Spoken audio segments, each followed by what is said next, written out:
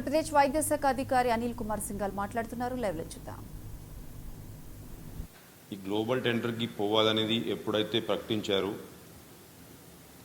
ఇంకా చాలా రాష్ట్రాలు గ్లోబల్ టెండర్కి ఆ వ్యాక్సిన్ ప్రొక్యూర్మెంట్ కోసం పోవాలని నిర్ణయించుకున్నాయి. ఇప్పుడు రోజువారీగా ఒక్కొక్క రాష్ట్రం ఇప్పుడు ప్రకటిస్తూ ఉన్నారు. ఇందాక కూడా నేను మధ్యాహ్నం చూశాను, ఏదో ఒక రాష్ట్రంలో క్యాబినెట్లో ఆ నిర్ణయం తీసుకున్నారు గ్లోబల్ టెండర్కి పోవాలని. అదేవిధంగా ఏదైతే మన గౌరవనీయులు ముఖ్యమంత్రి వారు కేంద్ర ప్రభుత్వాన్ని రిక్వెస్ట్ చేశారు, అంటే ఎవరైనా కంపెనీలో ప్రొడక్షన్ కెపాసిటీ ఉంటే ఐపీఆర్ రైట్స్, పేటెంట్స్ ఇవన్నీ లీగల్ ఫ్రేమ్వర్క్ దాన్ని మొత్తానికి ఆలోచించుకొని ఎగ్జామిన్ చేసుకొని వచ్చే వాళ్ళని ప్రతి ఒక్కరిని ఎంకరేజ్ చేసుకోవాలనేది అయితే లెటర్ రాయడం జరిగింది, రిక్వెస్ట్ చేయడం జరిగింది. ఇంకా చాలా రాష్ట్రాల నుంచి అటువంటి రిక్వెస్ట్లు కూడా ఇప్పుడు వస్తూ ఉన్నాయి. అంతకుముందు మనం ఏదైతే నిర్ణయం తీసుకున్నాం అంటే సెకండ్ డోజ్ ఆఫ్ వ్యాక్సిన్ 45+ వాళ్ళకి మనం ఇవ్వాలి, ఈలోగా 18 to 45 వాళ్ళని మనం వ్యాక్సినేషన్ చేయలేము. రాష్ట్ర ప్రభుత్వం కొనుక్కున్నటువంటి స్టాక్ కూడా దానికి ఉపయోగించుకుంటాం. 45+ పూర్తిగా అయ్యాకనే మనం 80 to 45 ఏజ్ గ్రూప్కి వస్తాం, ఏదైతే మన రాష్ట్ర ప్రభుత్వం నిర్ణయం తీసుకుంది. ఇప్పుడు మీరు చూస్తూ ఉన్నారు, రోజువారీగా ఒక్కొక్క రాష్ట్రం అటువంటి నిర్ణయం ఇప్పుడు తీసుకోవడం జరుగుతూ ఉంది. గత 2 రోజులు ఒక 3-4 రాష్ట్రాలు అటువంటి నిర్ణయం తీసుకున్నాయి. సో ఆ గ్లోబల్ టెండర్కి ఏదైతే మనం పోవాలి, అది ఎన్నో రాష్ట్రాలు ఇప్పుడు స్లోగా నోటిఫై చేస్తూ ఉంటాయి. మనం కాస్త ముందుగానే ఇప్పుడు నోటిఫై చేసుకున్నాం కాబట్టి మంచి రెస్పాన్స్ రావచ్చు అనేది, వస్తుందనేది మేము భావిస్తూ ఉన్నాం. అయితే ఒక 4-5 రోజుల క్రితం నేను మీకు ఈ ఆరోగ్యశ్రీ కవరేజ్ హాస్పిటల్స్లో పెంచాల్సిన అవసరం ఉందనేది, దానికోసం మనం ప్రత్యేకంగా గవర్నమెంట్ ఆర్డర్ ఇచ్చి వీలైనంత వరకు అన్ని ప్రైవేట్ హాస్పిటల్స్ ఎక్కడైతే కోవిడ్ ట్రీట్మెంట్ జరుగుతూ ఉందో వాళ్ళందరినీ కూడా ఆరోగ్యశ్రీ పథకంలో మనం ఎంపానల్ చేసుకోవాలి, అందరినీ రిక్వెస్ట్ చేసుకోవాలి. వీలైనంత వరకు ఆరోగ్యశ్రీ పేషెంట్స్ని అక్కడ పెంచే విధంగా చర్యలు తీసుకోవాలనేది గవర్నమెంట్ పాలసీ తెలియజేశాను. దాంట్లో ఇప్పుడు మనం చూసుకుంటే డేటా ఇవాళ 39,749 మంది వివిధ హాస్పిటల్స్లో వివిధ కేటగిరీ బెడ్స్, ఐసీయూ, లేకపోతే బయట ఆక్సిజన్, లేకపోతే నాన్ ఆక్సిజన్ బెడ్స్ ఏదైతే ట్రీట్మెంట్ తీసుకుంటున్నారో దాంట్లో 26,030 మంది. అంటే ఓవరాల్గా మనం చూసుకున్నట్లయితే దాదాపు 65% ఆరోగ్యశ్రీ పేషెంట్స్ ఉన్నారు. అయినా ప్రైవేట్ హాస్పిటల్లో ఇంకా కొంత ఎంకరేజ్ చేయాల్సిన అవసరం ఉంది. ఎందుకంటే ఈ ఫిగరు ఓవరాల్ బ్రహ్మాండంగా ఉంది.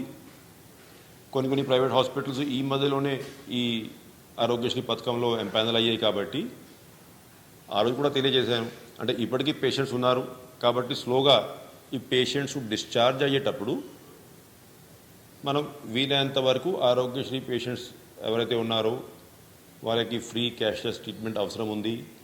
ఆ డబ్బు అంతా కూడా గవర్నమెంట్ భరిస్తుంది కాబట్టి ఎటువంటి పేషెంట్స్ని అక్కడ ఎంకరేజ్ చేసుకోవాల్సిన అవసరం ఉందనేది తెలియజేశాం. ఆ ఫిగర్ ఇప్పుడు రోజు రోజుకి పెరుగుతూ ఉంది.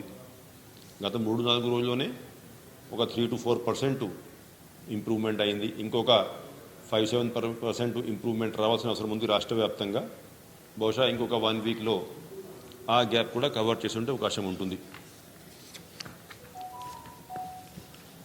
అయితే ఈ రిక్రూట్మెంట్ విషయానికి వస్తే ఇప్పుడు మీరు చూసుకుంటే మొత్తం డేటా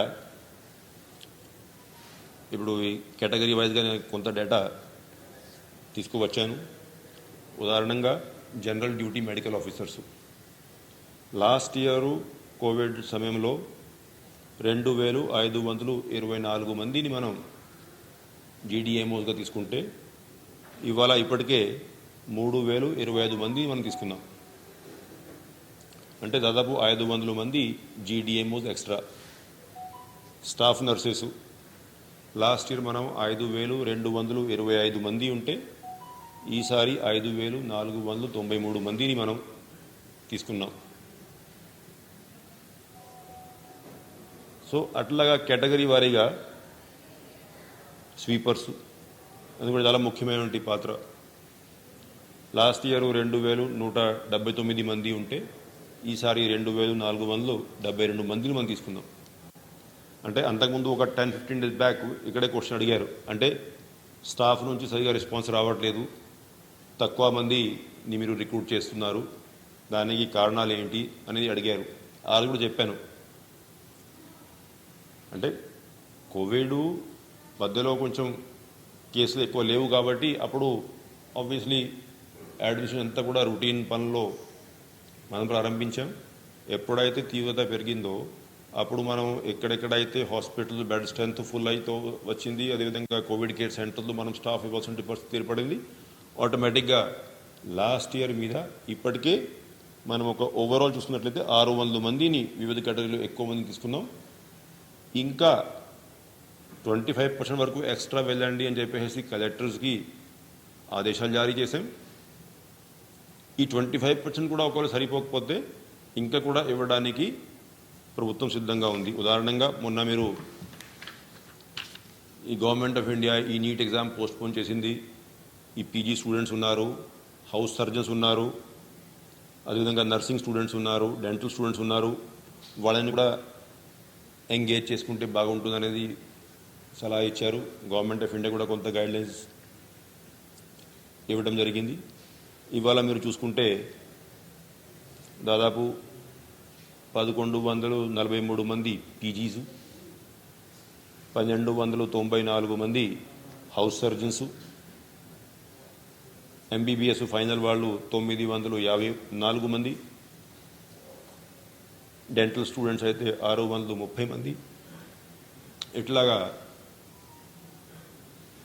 ఎంగేజ్ చేసే ప్లాన్లు కలెక్టర్లు అందరూ కూడా రెడీ చేసుకున్నారు. అంటే వీళ్ళందరూ ఇప్పుడు డ్యూటీ మీద వచ్చారు నేను అనట్లేదు, ఎందుకంటే వాళ్ళకి కమ్యూనికేషన్ ఇచ్చారు కలెక్టర్స్ ఇంతమందికి. దాంట్లో ఇప్పుడు ఎంతమంది జాయిన్ అవుతారనేది 2-3 రోజులు తెలుస్తుంది. అప్పుడు ఆ కరెక్ట్ ఫిగర్ కూడా మీకు తెలియజేస్తాను నేను. మొత్తానికి అంటే గవర్నమెంట్ ఒక నిర్ణయం తీసుకొని వాళ్ళందరికీ కేటగిరీ వైజ్గా ఏరియా అంతా కూడా ఫిక్స్ చేసేసుకొని కమ్యూనికేట్ చేశారు. కలెక్టర్లు ఇప్పుడు వీళ్ళని కూడా కోవిడ్ డ్యూటీకి ఎంగేజ్ చేయాలనేది ఆ ప్రక్రియ ప్రారంభించారు. త్వరగానే అది కూడా పూర్తి అవుతుంది. అయితే మొన్న నేను మీకు ఎక్కడెక్కడైతే ఈ హాస్పిటల్లో బెడ్ స్ట్రెంత్ పూర్తి అయిందో, ఎక్కడ కూడా బెడ్స్ ఖాళీగా లేవు, అక్కడ పేషెంట్స్ కొంతమంది రోడ్ మీద వెయిట్ చేస్తూ ఉన్నారు. అటువంటి చోట మనం ఈ జర్మన్ హ్యాంగర్సు, బెడ్స్, సరైనటువంటి అవసరం ఉన్న చోట ఎయిర్ కండిషనింగ్ ఎన్వైరన్మెంటు, కావాల్సినటువంటి మెడికల్ ఎక్విప్మెంటు, త్వరగా దాంట్లో ఆక్సిజన్ కాన్సన్ట్రేటర్స్, ఇవన్నీ ఏదైతే ఏర్పాటు చేయాలని డైరెక్షన్ జారీ చేశాం.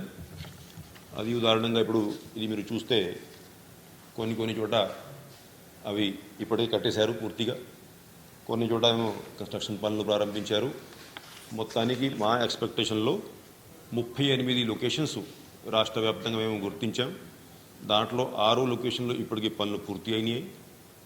మిగతా 32 లొకేషన్లు కూడా వచ్చే మంగళవారం వరకు పనులు పూర్తి అవుతాయి అనేది మేము ఆశిస్తూ ఉన్నాం. అంటే ఇంకొక 3-4 రోజులు అన్ని చోట పనులు ప్రారంభించారు, మెటీరియల్ తరలించారు. ఇంకా 1-2 రోజులు ఇటు అటు ఆ పనులు అన్నీ కూడా పూర్తి అవుతాయి. అదేవిధంగా వ్యాక్సినేషన్ గురించి కూడా నేను మీకు మొన్న తెలియజేశాను. అంటే కలెక్టర్స్ అందరికీ ఇన్స్ట్రక్షన్స్ ఇచ్చాం. బయట షామియానా అన్నీ వేసుకొని కుర్చీలు, డ్రింకింగ్ వాటర్ అంతా కూడా ఏర్పాటు చేసుకొని ఎక్కడ కూడా క్యూజు ఇబ్బంది పడే బదులు. For more updates, please subscribe 99 TV Telugu.